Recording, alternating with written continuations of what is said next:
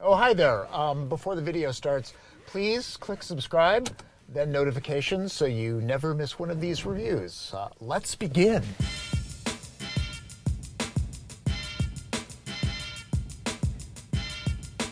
I've established the all-new Lincoln Aviator as a very desirable three-row SUV that slots below the larger truck-based Navigator. A way to make this machine better?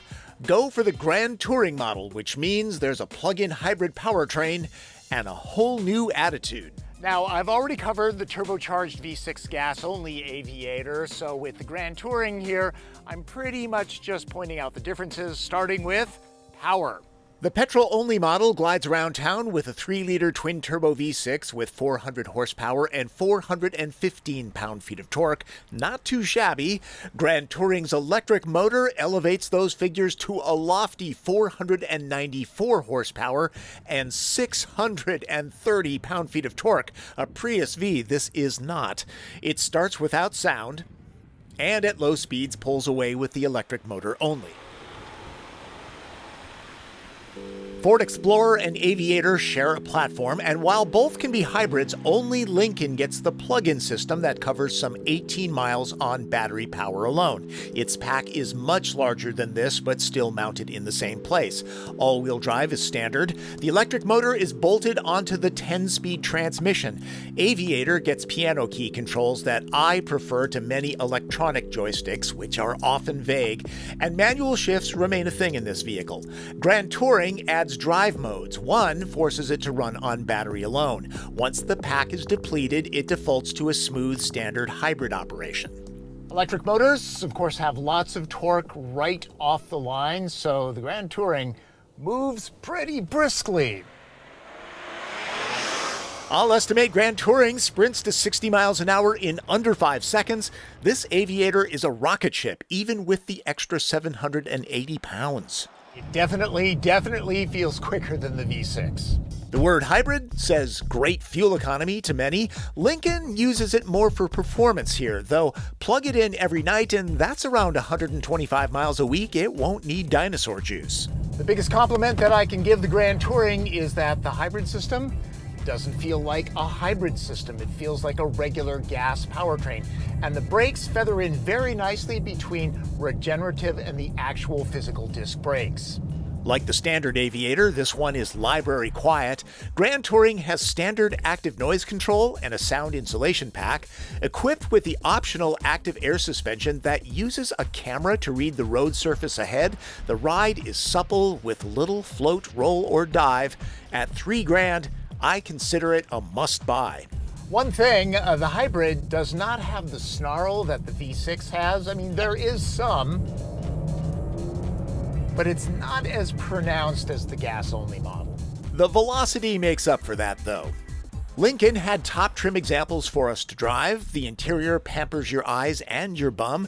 The perfect position seats have more moves than Bruno Mars and get heat, venting, and massage. And I'll emphasize that the materials look hefty and rich in here. Glad to see Lincoln finding its own unique attitude. Since the battery pack doesn't intrude on space, the interior, which seats either 6 or 7, doesn't suffer at all. I'll gripe that the mid-row doesn't get a vented seating option. Again, check out my first piece on Aviator to get all the details, including the third row. Aviator's design is balanced and original. Some might think it's Bentley-esque, but the vibe is uniquely American in person. No angry robot creases, the grille is reasonably sized, the cabin is sumptuous, and there's a name, Aviator, not an alphabet soup moniker like XR4 Ti, which was a Ford. Anybody remember Merkur? Grand Touring adds about $1,000 to the price of a loaded gas-only black label, so at $83,890 as tested, the hybrid system is kind of a bargain, I guess. It's about $4,000 less than a similarly equipped Volvo XC90 plug-in. Aviator is a very appealing machine. In Grand Touring trim, it soars. I suspect some will compare this with Kia Telluride and Hyundai Palisade. I like those two, tremendous values, but sit in an Aviator before making any judgments. There's a difference, people. And then there's the Cadillac XT6. There's the thought that GM didn't do enough with it, but the Caddy is around 15 grand less than the Lincoln Fully Dressed, and the Sport has a crisper driving dynamic. Clearly, it's aimed at a different market. Finally, I always disclose when I attend events, and I always remain objective. This one was held in Yountville, smack dab in the middle of California wine country. Lincoln flew us into SFO, or San Francisco, and then we were transported to Yountville by helicopter.